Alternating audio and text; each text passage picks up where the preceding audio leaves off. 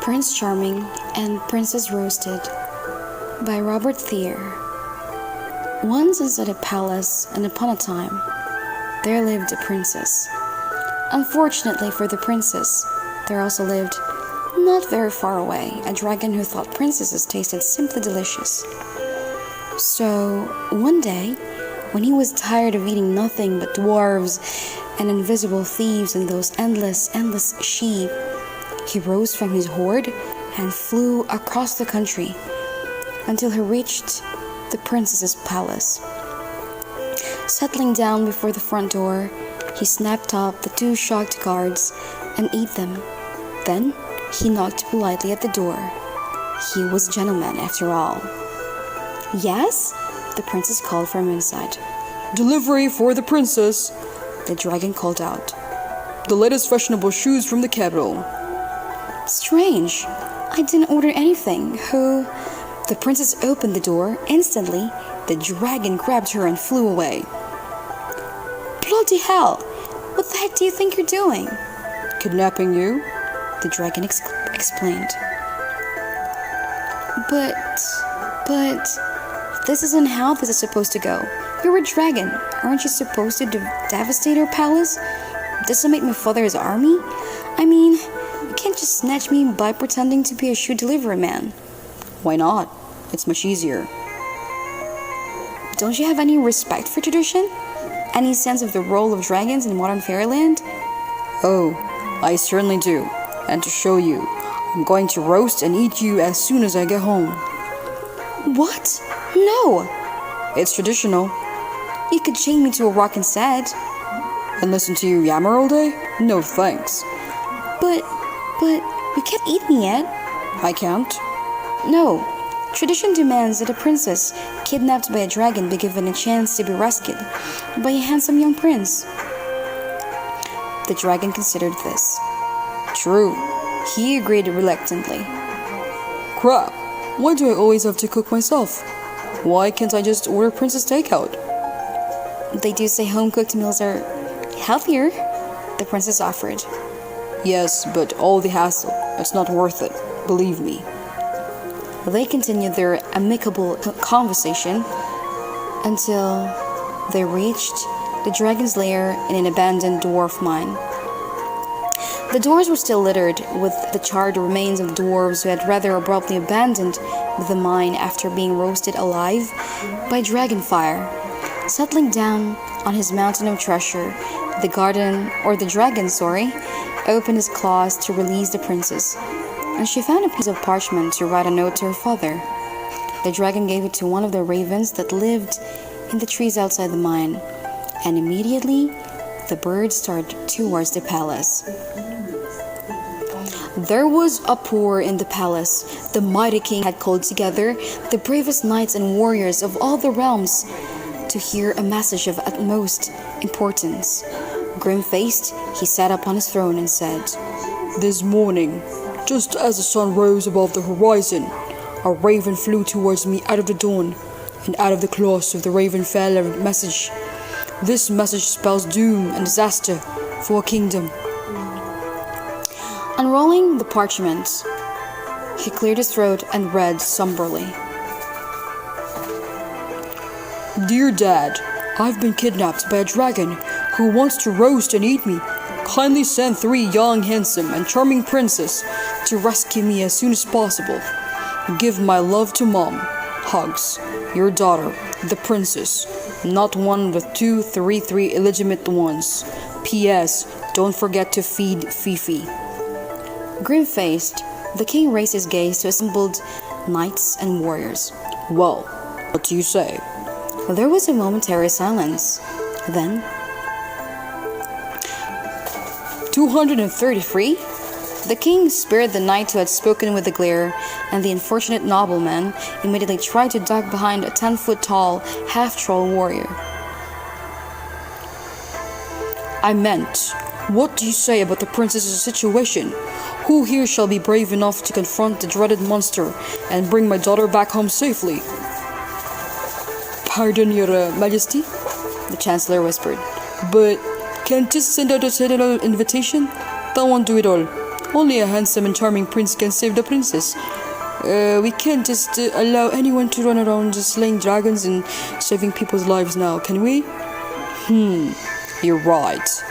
Besides, you shall have to marry your daughter to whoever saves her.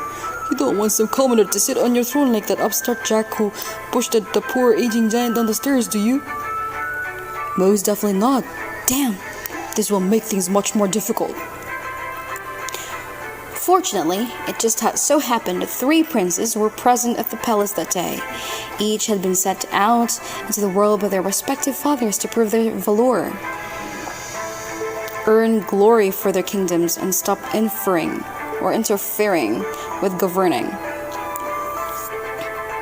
I shall go save the princess from the clutches of the fearsome dragon, the first prince exclaimed. No, I shall go save the princess from the clutches of the fearsome dragon, the second prince proclaimed. Well... The third and youngest prince cleared his throat. I assume that my services aren't required then? The whole court turned to glare at him, and he waved in defeat. All right, I shall go. And, well, do the stuff the other 2 said. Very well, then, the king said gravely. Thou shalt set out this very day. God be with you on your quest. We shall hold masses for your souls. The third prince raised a hand. Isn't that usually reserved for the dead people? His question remained unanswered. Guards ushered the 3 princes out into the palace courtyard, where 3 magnificent saddled horses already awaited them. I shall depart immediately. I shall be the one to save the princes, exclaimed Prince number 1, swung himself into the saddle and galloped off. No, I shall do all the stuff he said, exclaimed Prince 2, swung himself into the saddle and galloped off as well. Well, my friend, the third prince patted his horse, who sniffed at his hand appreciatively. What do you say to us taking it easy? Now, one could recount the many misadventures of the 2 princes on their way to the dragon's lair, but there really is no point. The most famous mathematician of Fairyland, the Wicked Witch of Agnesi, proved many years ago that the statistical probability of 2 princes succeeding in their quest if a 3rd prince is already on the way is 3,333,333,333 to 1. Suffice, I don't know how to read this, it to say that after a long and arduous journey, the first prince arrived at the dragon's lair, where he was promptly fried into a crisp. Soon after, the second prince also arrived and was fried into an even crispier crisp. While his 2 fellow princes were being fried, the 3rd prince rode whistling through the countryside, slowly making his way towards the infamous dragon's lair.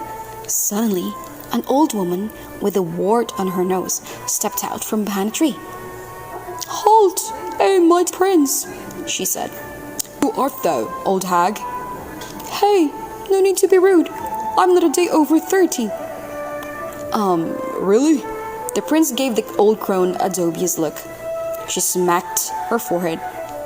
Drat! I forgot again, I didn't to die. She snapped her fingers, and suddenly she stood there as a young, handsome knight. I am a fairy, one of the high ladies of the Fae, he announced grandly. Are you sure? Drat! Wrong again. Another finger snap, and the knight turned into a rose bush, then a pink elephant, and finally, a beautiful woman with wings on her back. Now, I am a fairy, one of the high ladies of the Fae. Can we finally get on with this? Certainly. My apologies, my lady. The fairy harumphed. Apology accepted. Anyway, enough chit-chat. I am a good fairy and have decided to aid you on your quest. I am here to warn you. The dragon has breathed fire on the 2 other princes and reduced them into ashes. The prince gulped. He has? Yes. So take this, mighty prince. She handed him a glittering flask of purplish liquid and emptied it over the remains. The prince brightened And that will bring them back to life again? Are you daft? Of course not. That's just lavender oil. I'm not wasting my necromancy on those two idiots. But it will reduce the corpse tank considerably and make your deadly fight with the dragon a much more pleasant experience. Deadly fight? Yes, she beamed. Aren't you grateful for my help? I can hardly express my gratitude. That's what I thought.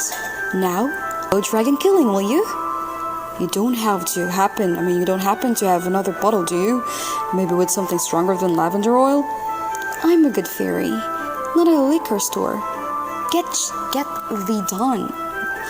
Oh my god. Get thee gone. Thus, the brave prince once more set out on his adventure. Soon, he reached the entrance to the dragon's lair and peered inside. Hello? Help! The princess called out from deep inside. As the prince's eyes got used to the darkness, he could just make out her and the spit she was tied to. Help! Rescue me, kind sir! Dubiously, the prince eyed the two piles of ashes with half-melted crowns on top that rested next to the entrance. I'm not so sure if that's a good idea. Smart boy, Came a growl from the inside, the mind that most definitely did not belong to a princess. You shut up! The princess hissed. The rough voice signed. I hate a chatty dinner. If you rescue me, the princess played her last best card. Half my father's kingdom shall be yours, and I shall be your bride to have and to hold until death do us part. You will? The prince blanched and took a step back. Well then, I definitely can't help you. Excuse me? Nothing against you, I assure you. It's just that I'm afraid my boyfriend Charming wouldn't like the idea. There was a moment of silence from inside the lair. Only if you listened very closely could you hear the low rumble of a dragon trying to burst out laughing. You're gay? Yes, we plan to get married in April. Congratulations! The dragon offered. Oh, thank you. Would you like to come to the wedding? I would be delighted. Weddings always have such a delightful buffet. And you can meet interesting new people. Yes, like I say, a great buffet. Hey! A noise came from the inside the lair, like from someone trying to stamp their foot on an iron spit. Aren't you forgetting something? I'm about to be eaten here.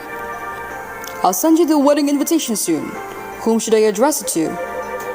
Roar the Black Bone Crusher, the abandoned dwarf mine, 1666 Dragonlands.